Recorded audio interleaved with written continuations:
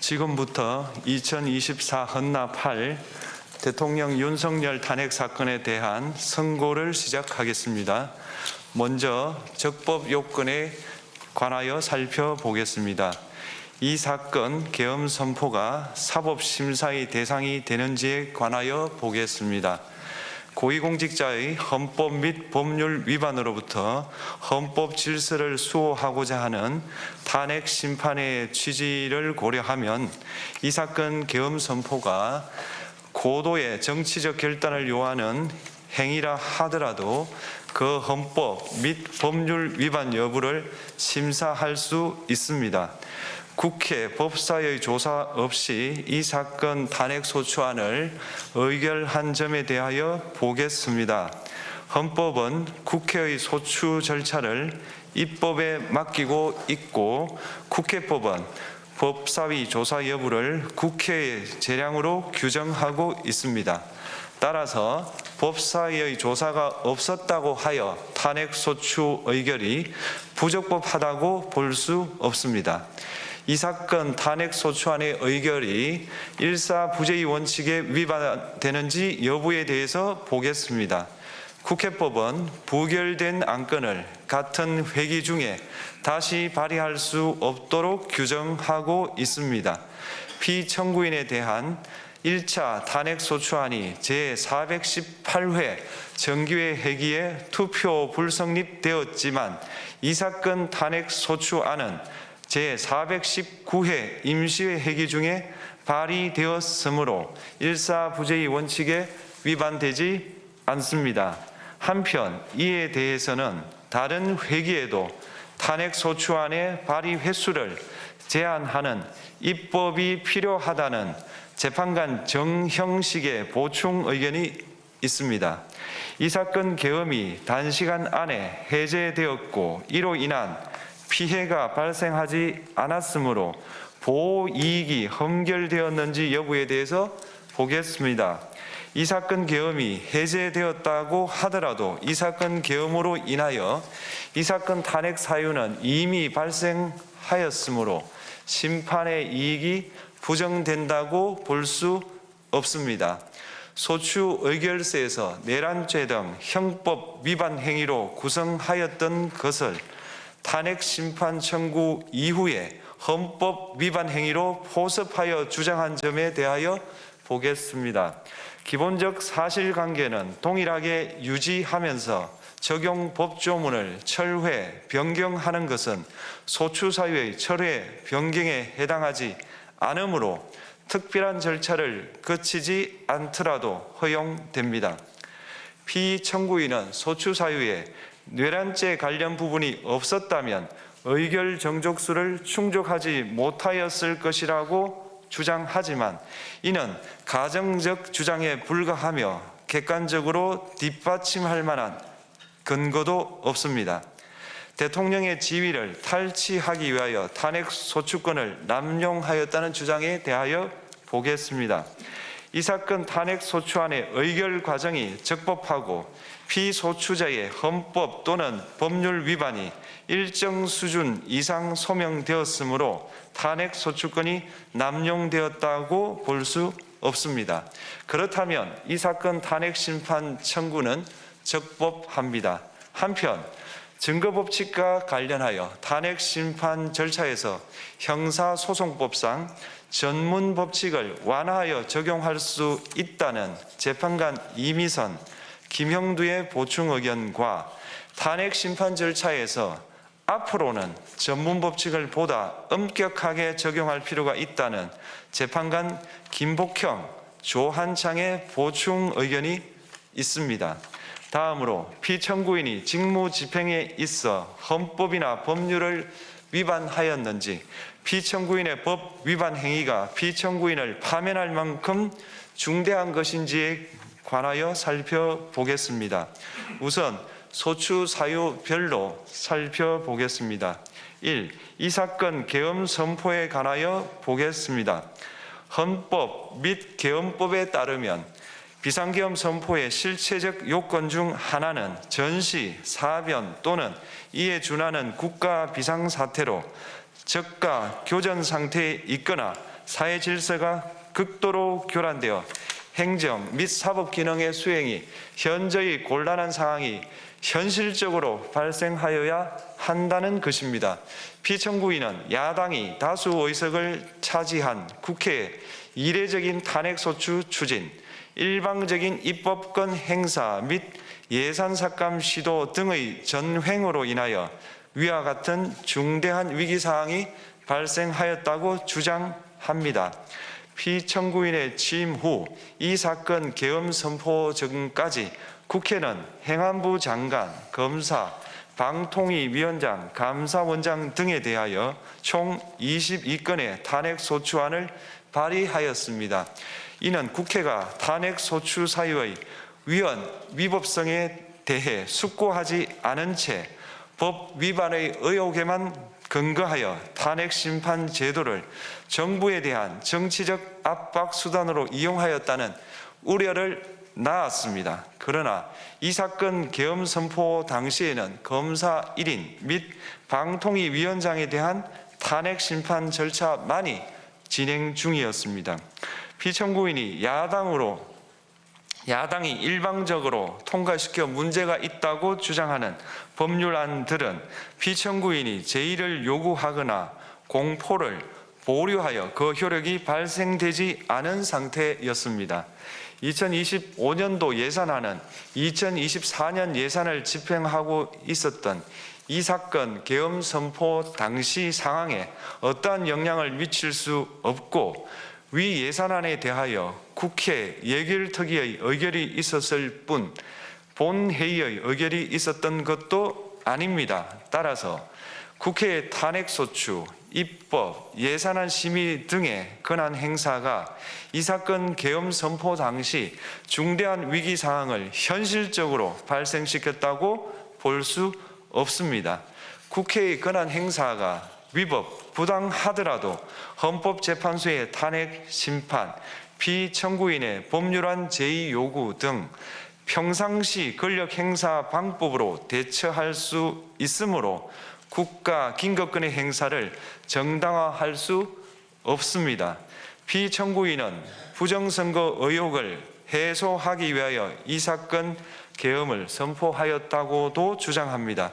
그러나 어떠한 의혹이 있다는 것만으로 중대한 위기 상황이 현실적으로 발생하였다고 볼 수는 없습니다. 또한 중앙선관위는 제22대 국회의원 선거 전에 보안 취약점에 대하여 대부분 조치하였다고 발표하였으며 사전, 우편, 투표함, 보관장소, CCTV 영상을 24시간 공개하고 개표 과정에 수검표 제도를 도입하는 등의 대책을 마련하였다는 점에서도 피청구인의 주장은 타당하다고 볼 수 없습니다.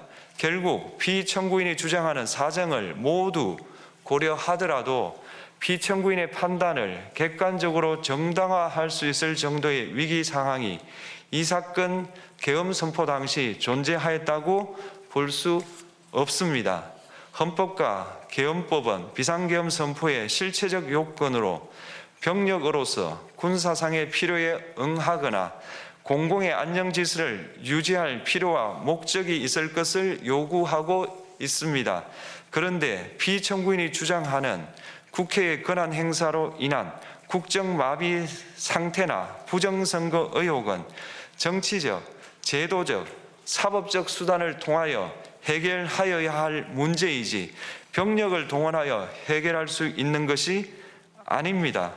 피청구인은 이 사건 계엄이 야당의 전횡과 국정위기 상황을 국민에게 알리기 위한 경고성 계엄 또는 호소형 계엄이라고 주장하지만 이는 계엄법이 정한 계엄 선포의 목적이 아닙니다. 또한 피청구인은 계엄 선포에 그치지 아니하고 군경을 동원하여 국회의 권한 행사를 방해하는 등의 헌법 및 법률 위반 행위로 나아갔으므로 경고성 또는 호소형 계엄이라는 피청구인의 주장을 받아들일 수 없습니다. 그렇다면 이 사건 계엄 선포는 비상계엄 선포의 실체적 요건을 위반한 것입니다.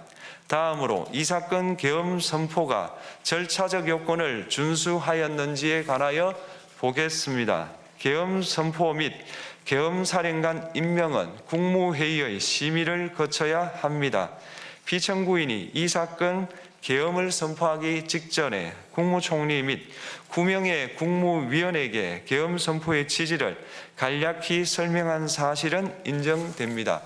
그러나 피청구인은 계엄사령관 등 이 사건 계엄의 구체적인 내용을 설명하지 않았고 다른 구성원들에게 의견을 진술할 기회를 부여하지 않은 점을 고려하면 이 사건 계엄 선포에 관한 심의가 이루어졌다고 보기도 어렵습니다. 그 외에도 피청구인은 국무총리와 관계 국무위원이 비상계엄 선포문에 부서하지 않았음에도 이 사건 계엄을 선포하였고 그 시행 일시, 시행 지역 및 계엄사령관을 공고하지 않았으며 지체 없이 국회에 통고하지도 않았으므로 헌법 및 계엄법이 정한 비상계엄 선포의 절차적 요건을 위반하였습니다. 2. 국회에 대한 군경 투입에 관하여 보겠습니다. 피청구인은 국방부 장관에게 국회에 군대를 투입할 것을 지시하였습니다. 이에 군인들은 헬기 등을 이용하여 국회 경내로 진입하였고 일부는 유리창을 깨고 본관 내부로 들어가기도 하였습니다. 피청구인은 육군 특수전 사령관 등에게 의결 정족수가 채워지지 않은 것 같으니 문을 부수고 들어가서 안에 있는 인원들을 끄집어내라는 등의 지시를 하였습니다. 또한 피청구인은 경찰청장에게 계엄사령관을 통하여 이 사건 포고령의 내용을 알려주고 직접 6차례 전화를 하기도 하였습니다. 이에 경찰청장은 국회 출입을 전면 차단하도록 하였습니다. 이로 인하여 국회로 모이고 있던 국회의원들 중 일부는 담장을 넘어가야 했거나 아예 들어가지 못하였습니다. 한편 국방부 장관은 필요시 체포할 목적으로 국군 방첩사령관에게 국회의장, 각 정당 대표 등 14명의 위치를 확인하라고 지시하였습니다.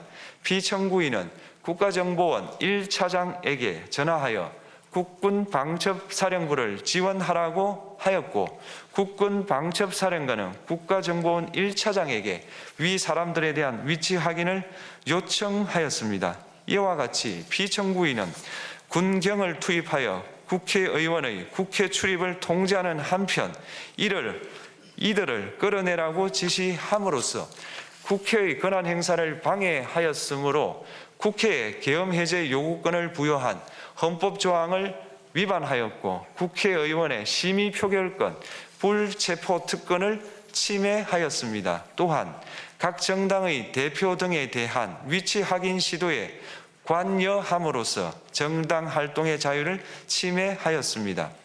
피청구인은 국회의 권한 행사를 막는 등 정치적 목적으로 병력을 투입함으로써 국가안전보장과 국토방위를 사명으로 하여 나라를 위해 봉사하여 온 군인들이 일반 시민들과 대치하도록 만들었습니다. 이에 피청구인은 국군의 정치적 중립성을 침해하고 헌법에 따른 국군 통수 의무를 위반하였습니다. 3. 이 사건 포고령 발령에 관하여 보겠습니다. 피청구인은 이 사건 포고령을 통하여 국회, 지방의회, 정당의 활동을 금지함으로써 국회에 계엄 해제 요구권을 부여한 헌법조항, 정당 제도를 규정한 헌법조항, 대의민주주의 권력분리 원칙을 위반하였습니다.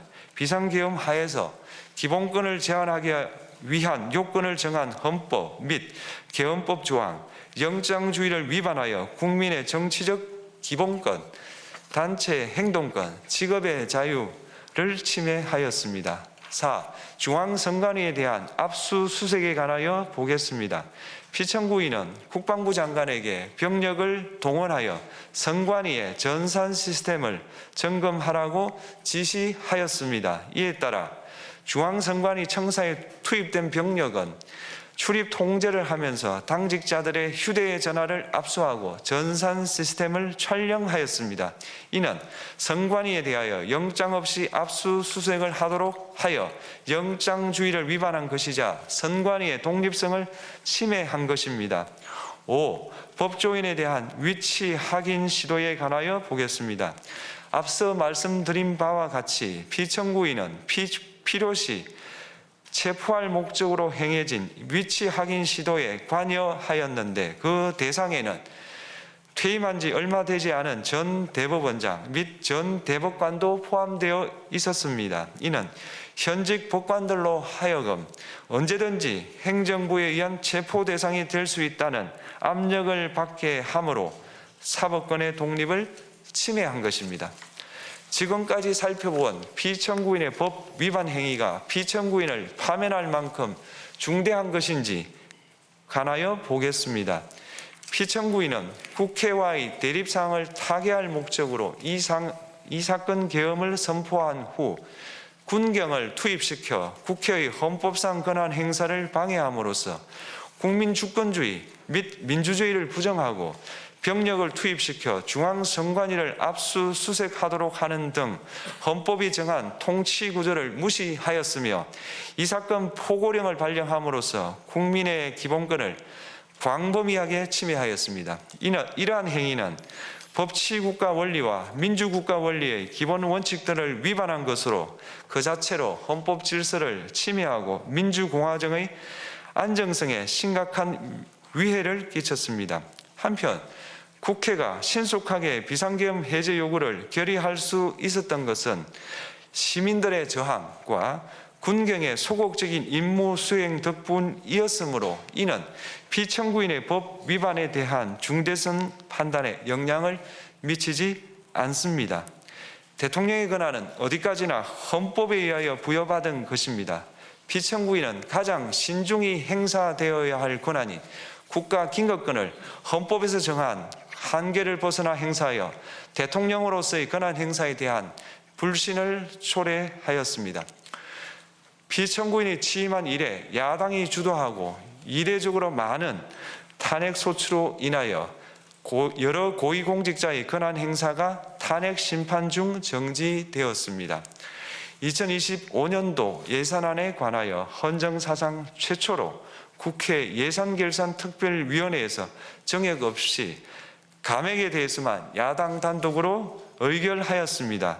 피청구인이 수립한 주요 정책들은 야당의 반대로 시행될 수 없었고 야당은 정부가 반대하는 법률안들을 일방적으로 통과시켜 피청구인의 제의 요구와 국회의 법률안 의결이 반복되기도 하였습니다. 그 과정에서 피청구인은 야당의 전횡으로 국정이 마비되고 국익이 현저히 저해되어 가고 있다고 인식하여 이를 어떻게든 타개하여야만 한다는 막중한 책임감을 느끼게 되었을 것으로 보입니다. 피청구인이 국회의 권한 행사가 권력 남용이라거나 국정 마비를 초래하는 행위라고 판단한 것은 정치적으로 존중되어야 합니다. 그러나 피청구인과 국회 사이에 발생한 대립은 일방의 책임에 속한다고 보기 어렵고 이는 민주주의 원리에 따라 해소되어야 할 정치의 문제입니다. 이에 관한 정치적 견해의 표명이나 공적 의사결정은 헌법상 보장되는 민주주의와 조화될 수 있는 범위에서 이루어져야 합니다.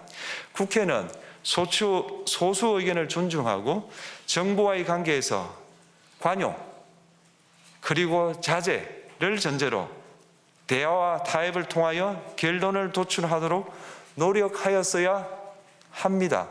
피청구인 역시 국회의 대표인 국회를 협치의 대상으로 존중하였어야 합니다. 그럼에도 불구하고 피청구인은 국회를 배제의 대상으로 삼았는데 이는 민주정치의 전제를 허무는 것으로 민주주의와 조화된다고 보기 어렵습니다. 피청구인은 국회의 권한 행사가 다수의 횡포라고 판단했다 하더라도 헌법이 예정한 자구책을 통해 견제와 균형이 실현될 수 있도록 하였어야 합니다.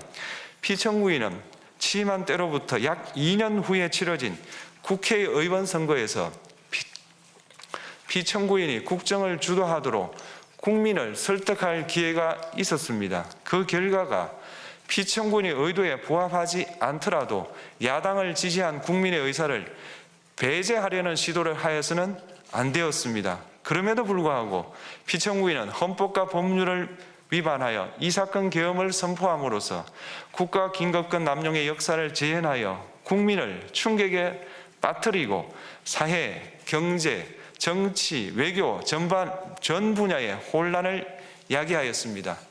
국민 모두의 대통령으로서 자신을 지지하는 국민을 초월하여 사회 공동체를 통합시켜야 할 책무를 위반하였습니다. 군경을 동원하여 국회 등 헌법기관의 권한을 훼손하고 국민의 기본적 인권을 침해함으로써 헌법소의 책무를 저버리고 민주공화국의 주권자인 대한국민의 신임을 중대하게 배반하였습니다.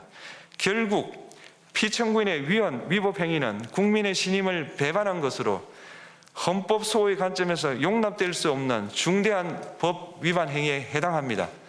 피청구인의 법 위반 행위가 헌법 질서에 미친 부정적 영향과 파급 효과가 중대하므로 피청구인을 파면함으로써 얻는 헌법소의 이익이 대통령 파면에 따르는 국가적 손실을 압도할 정도로 크다고 인정됩니다. 이에 재판관 전원의 일치된 의견으로 주문을 선고합니다. 탄핵 사건이므로 선고 시각을 확인하겠습니다. 지금 시각은 오전 11시 22분입니다.